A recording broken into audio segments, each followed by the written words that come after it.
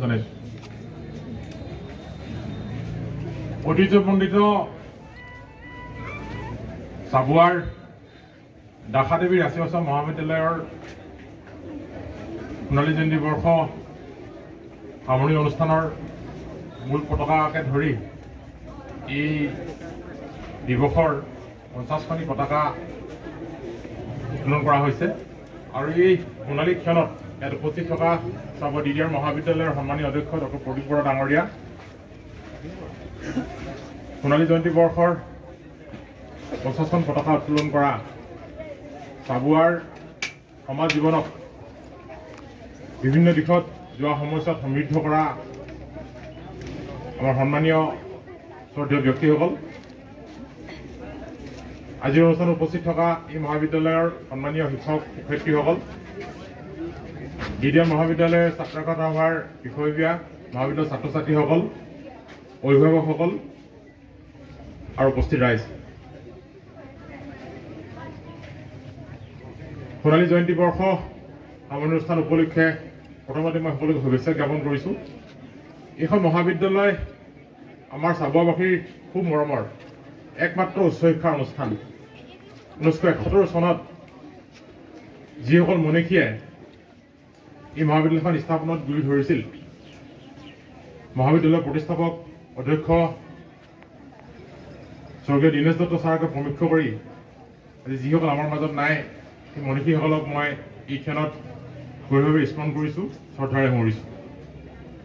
সেইসকলৰ মহান মনীষীৰ প্ৰচেষ্টাত চাবুৱাৰ দৰে এটা পিছপৰা অঞ্চলত, এটা অনগ্ৰসৰ অঞ্চলত আজিৰ পৰা 50-54 বছৰ আগতে এখন মহাবিদ্যালয় গঢ় লৈছিল।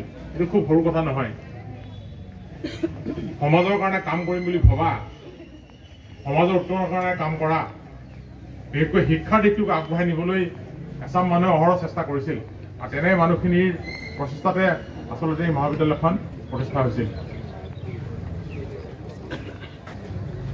বয়সৰ লেখেৰে 54 বছৰ অতিক্ৰম কৰা এই মহাবিদ্যালয়খনৰ পৰা যোৱা সময়ছোৱাত শ শ ছাত্ৰ ছাত্ৰী ওলাই গৈছে আৰু সেই ছাত্ৰ ছাত্ৰীসকলে ৰাজ্যৰ বাহিৰে ভিতৰে বিভিন্ন ক্ষেত্ৰত নিজকে প্ৰতিষ্ঠা কৰিছে।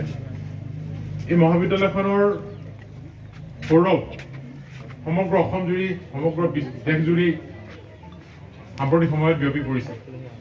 মহাবিদ্যালয়খনে যোৱা সময়ছোৱাত বহু উজ্জ্বল মানৱ সম্পদ সৃষ্টি কৰি আহিছে। এই মহাবিদ্যালয়ৰ সৈতে জড়িত হৈ থকা যিসকল প্ৰাক্তন শিক্ষক, যিসকল আজি আমাৰ লগত নাই, আমাৰ এই মহাবিদ্যালয়ত জড়িত হৈ থকা নাই, কিন্তু প্ৰাক্তন হ'লেও তেওঁলোকেও যোৱা সময়ছোৱাত এই মহাবিদ্যালয়খনক বিভিন্ন ধৰণে সমৃদ্ধ কৰিছে।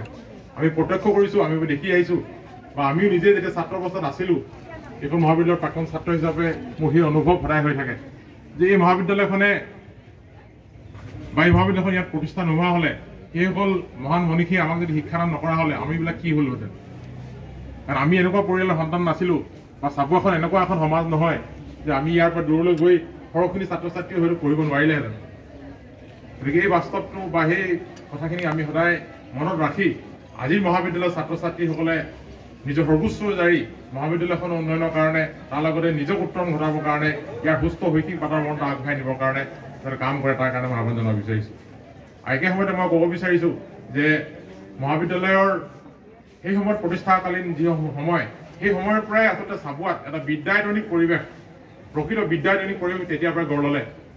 আৰু যোৱা সময়ছোৱাত, যোৱা 54 বছৰত এই মহাবিদ্যালয়খনৰ প্ৰভাৱতে দাঁতিকাষৰীয়া অঞ্চলবিলাকত শিক্ষাৰ এটা নৱজাগৰণৰ সূচনা হ'ল।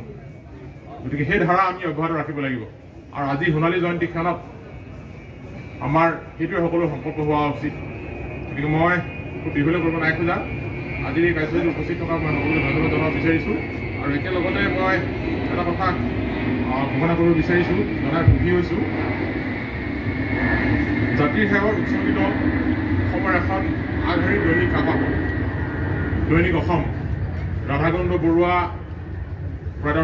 বৰুৱাদেৱে প্ৰতিষ্ঠা কৰি যোৱা দৈনিক অসম, ইয়াৰ পৰিচালনা সঞ্চালক ইয়াৰ মালিক এতিয়া সলনি হৈছে। আমাৰ ডিব্ৰুগড়ৰ উদীয়মান যুৱ সমাজকৰ্মী ব্যৱসায়ী কিশোৰ বৰা এই কাকতখনৰ তেওঁ দায়িত্ব লৈছে। আৰু এই কাকতখনৰ সম্পাদক হৈছে কাৰ্যবাহী সম্পাদক হৈছে শংকৰ লস্কৰ। তেওঁলোকে এই কাকতখনৰ 12 আৰু 13 পৃষ্ঠাত, এই দুটা পৃষ্ঠাত লগতে সম্পাদিকৰ পৃষ্ঠাত আমাৰ DDR মহাবিদ্যালয়ৰ সোণালী জয়ন্তী বৰ্ষ সম্পৰ্কত এটা বিশেষ পৃষ্ঠা আমাক প্ৰকাশ কৰি দিছে। মই পৰিচালনা সঞ্চালক কিশোৰ বৰা, সম্পাদক শংকৰ লস্কৰক ধন্যবাদ জনাইছোঁ। আৰু একেলগতে মই দৈনিক কাকতত আজি যিসকলে লেখাৰে এই বিশেষ পৃষ্ঠাটো সমৃদ্ধ কৰে তেওঁলোকক মই ধন্যবাদ জনাইছোঁ। আৰু লগে লগে মই এই কাকতখন সকলোকে বিলাবৰ কাৰণে মই অনুৰোধ জনাইছোঁ। আৰু আনুষ্ঠানিকভাৱে পতাকা উত্তোলনেৰে আজিৰ সোণালী জয়ন্তী সামৰণি বৰ্ষৰ কাৰ্যসূচী শুভাৰম্ভ কৰিলোঁ বুলি মই ঘোষণা কৰি মোৰ ক'বলগীয়া সামৰিছোঁ। ধন্যবাদ। জয় অসম।